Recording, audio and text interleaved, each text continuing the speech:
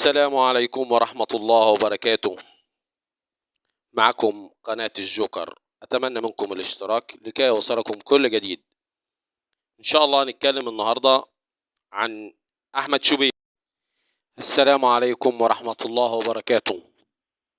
معكم قناة الجوكر، معكم أخوكم محمد جميل من قناة الجوكر. إن شاء الله هنحكي النهاردة تفاصيل واقعة أحمد رفعت. اللهم صل وسلم وبارك على سيدنا محمد عدد خلقه ورضا نفسه وزنة عرشه ومداد كلماته، صلاة دائمة بدوامه باقية ببقائه وعلى آله وصحبه وسلم تسليما كثيرا إلى يوم الدين. طبعا السوشيال ميديا كلها النهاردة بتتكلم عن فسخ التعاقد بين سبورت مع الكابتن أحمد شوبير. طب هل هو فسخ التعاقد بس، ولا احنا نطلب بالمحاكمة العادلة لأحمد شوبير إن كان هو فعلا حصل منه الموقف دوت؟ قرر مجلس إدارة الشركة المتحدة لخدمة الإعلام إنهاء التعاقد مع الإعلام المصري أحمد شوبير ووقفه برنامج مع شوبير. وقالت الشركة في بيان إن مخالفات القواعد المهنية وسياسة المحتوى الخاص بالشركة أمر غير مقبول. طبعا الشركة اتخذت القرار بإقالة أو فسخ التعاقد بتاع الكابتن أحمد شوبير. طبعا الكابتن أحمد شوبير محضرش طبعا الجنازة بتاعت أحمد رفعت، وقال لك أنا طالع غير جو. يا جماعة، هل دوت مش يثبت إن أحمد شوبير هو المدان الرسمي؟ يعني أحمد شوبير طبعا كنت أحسبه إعلامي خلوق محترم بينظر للكرة المصرية بنظرة جيدة. أما للأسف حاليا الكرة المصرية هي تجارة لست كرة قدم. لو احنا بنلعب يا جماعة كرة قدم عشان ان احنا نيجي على اللعيبة الضعاف، خلي كده يجي على لاعب في الأهلي، إدارة الأهلي كانت هتعمل فيه. عرفتوا ان هو لا يصلح يمسك منصب في النادي الأهلي ليه؟ بقاله كام سنة أحمد شوبير قاعد أساسا؟ مسك كام منصب في النادي الأهلي؟ مفيش مناصب مسكها في النادي الأهلي. أحمد شوبير بنطالب الدولة محاكمة أحمد شوبير على ما فعل في الكرة المصرية وما فعله مع الكابتن الخلوق المحترم رحمة الله عليه أحمد رفعت. طبعا احنا اتكلمنا النهاردة عن رحمة الله عليه الكابتن أحمد رفعت، الكابتن الخلوق المحترم. نسأل الله عز وجل أن يغفر له ونحسبه عند الله من الشهداء. احنا حاليا عايزين بس يعني جواب بس صغير كده جدا. ليه الكابتن أحمد شوبير ما حضرش العزاء؟ ليه مش عزا أسرته؟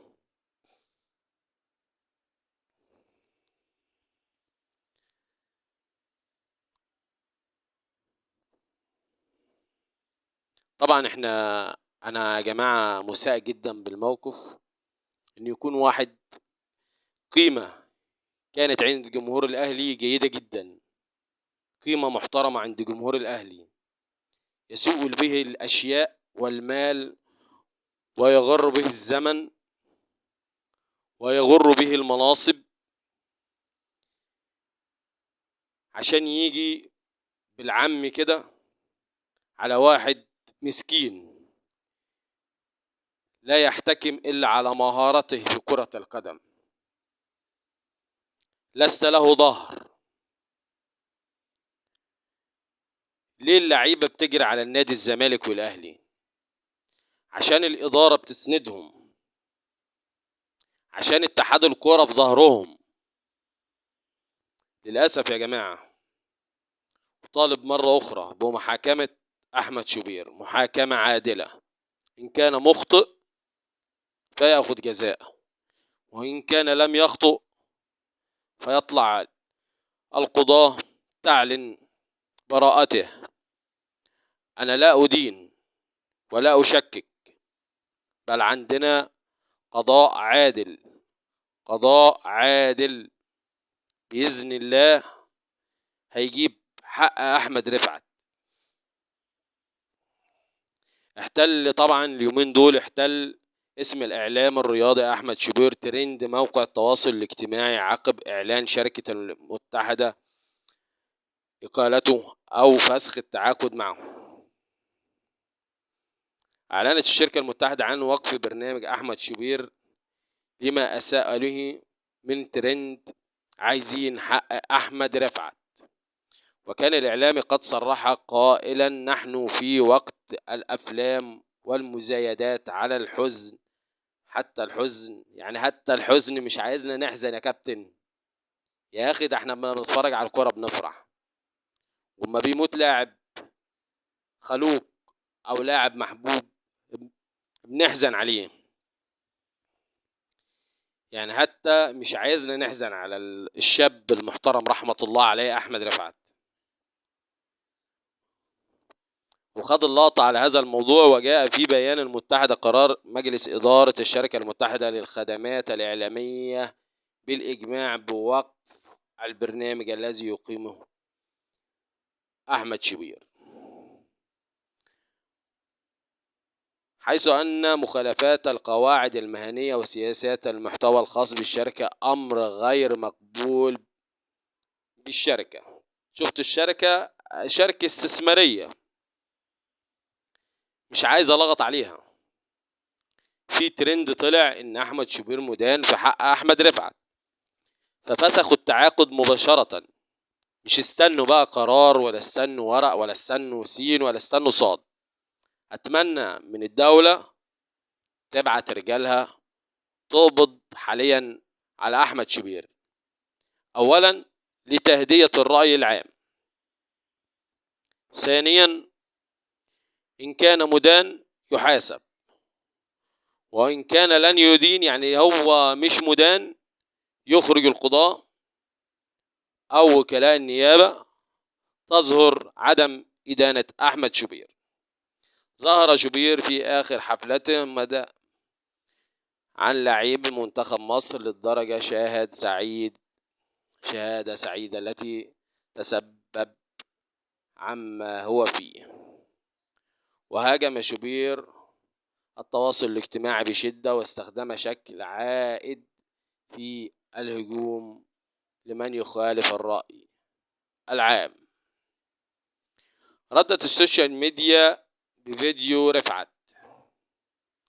جاء ردا من السوشيال ميديا بإعادة نشر فيديو كان قد أثار شوبير خلال الرأي العام في تصريح قائلا ضد اللاعب الراحل رحمة الله عليه أحمد رفعت. تحدث فيه شوبير عن تعاطف الراحل للمنشطات، يعني حتى الراجل مات حسبي الله ونعم الوكيل، حسبي الله ونعم الوكيل. وقالوا ان اللاعب بيتغاضى منشطات. طب ما اتكلمتش ليه وهو موجود؟ يا جماعه اذكروا محاسن موتاكم. راجل عرف اللي ليه واللي عليه، احنا لسه ما عرفناش اللي لينا واللي علينا ايه. يا كابتن احمد شوبير، يا كابتن زفت، اذكروا محاسن موتاكم. وعلق الاعلامي احمد شوبير. طبعا احنا هنا في التعليق بيقولوا نجم النادي الاهلي، انا لا اقتنع ان هو حاليا من نجوم النادي الاهلي او من نجوم منتخب مصر. يا جماعه ما فيش نجم، يعني بصوا انا عشان اكون صراحه، يعني لما طلع الكابتن حسن شحاته واتكلم وادان احمد شوبير واداره النادي اللي كان بيلعب فيه احمد رفعت، انا مش عايز اذكر اسم النادي الصراحه، ان اداره فاشله موجوده فيه، ان ما تحافظش على لاعب فهي اداره فاشله. ومش عايز اذكر اسم احمد شوبير ان هو نجم من نجوم النادي الاهلي. من الصعب جدا ان احنا نقول كده يا جماعه.